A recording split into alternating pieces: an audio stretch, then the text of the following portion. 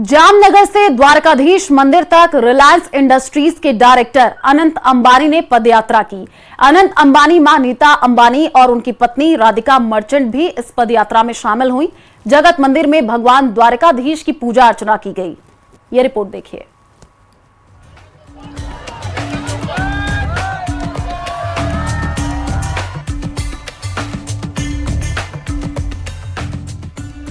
Reliance industries के निदेशक अनंत अंबानी की पदयात्रा का आज समापन हो गया है। पदयात्रा के आखिरी दिन अनंत अंबानी ने अपनी मां नीता अंबानी और पत्नी राधिका अंबानी के साथ द्वारकाधीश के दर्शन किए।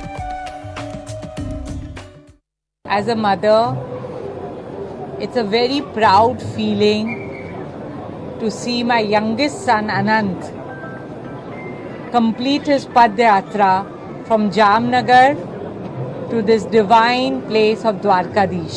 For all the youngsters who have accompanied Anant for the last 10 days,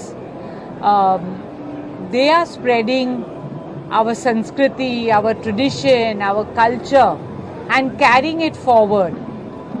I can only thank Lord Dwarkadish for giving strength to Anant, whose determination and commitment and devotion to God has been supreme. So all I can say is Jai Shri Krishna and Jai Dwarkadish. आप सबको जय द्वारकाधीश और रामनवमी की बहुत बहुत शुभकामनाएं। आज 10वां दिन है और हमारा पद यात्रा का अंत है।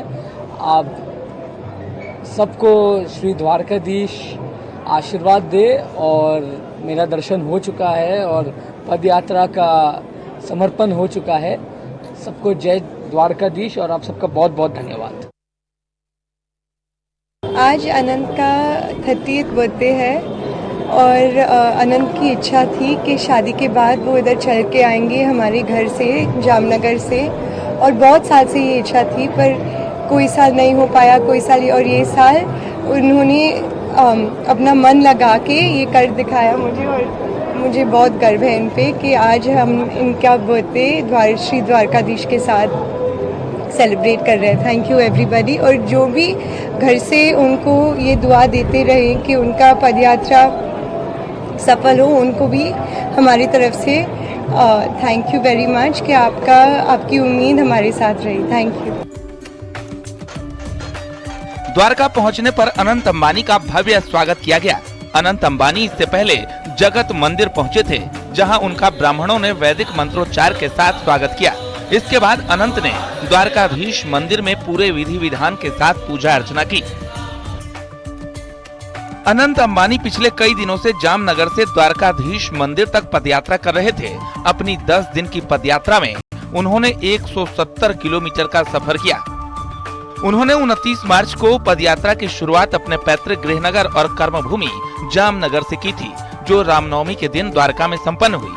पदयात्रा के दौरान वो हर दिन 7 घंटे में 20 किलोमीटर चले। अनंत अंबानी की पदयात्रा में उनके दोस्त भी शामिल हुए। दोस्त के लिए क्या कहेंगे? इस दोस्ती की मिसाल के लिए क्या कहेंगे आप? दोस्त है, वो इतने अच्छे काम कर रहे हैं, इतने अच्छे तरीके से चल रहे हैं, बहुत खुशी मिल रही है और उनके साथ में हम छोटे से तरीके में कुछ भी जुड़े हुए हैं तो अच्छा लग रहा है। कभी ऐसा सोचा था कि इस तरह से यात्रा होगी और आप उनके साथ चलेंगे, या फिर अनंत जी ने कभी आपको कहा था इस तरह का कोई ड्रीम आया या फिर द्वारका जाना है, ऐसा कुछ कहा था? उनके साथ में उन्होंने कहा था जहाँ जहाँ जाते हैं वो मंदिर में हम उनके साथ में जाते हैं, हमारा सौभाग्य है तो खुशी मिलती है। अपनी पदयात्रा के समापन पर अनंत अंबानी ने भजन गाकर सुनाया। इस दौरान नीता अंबानी और राधिका ने भी उनका साथ दिया।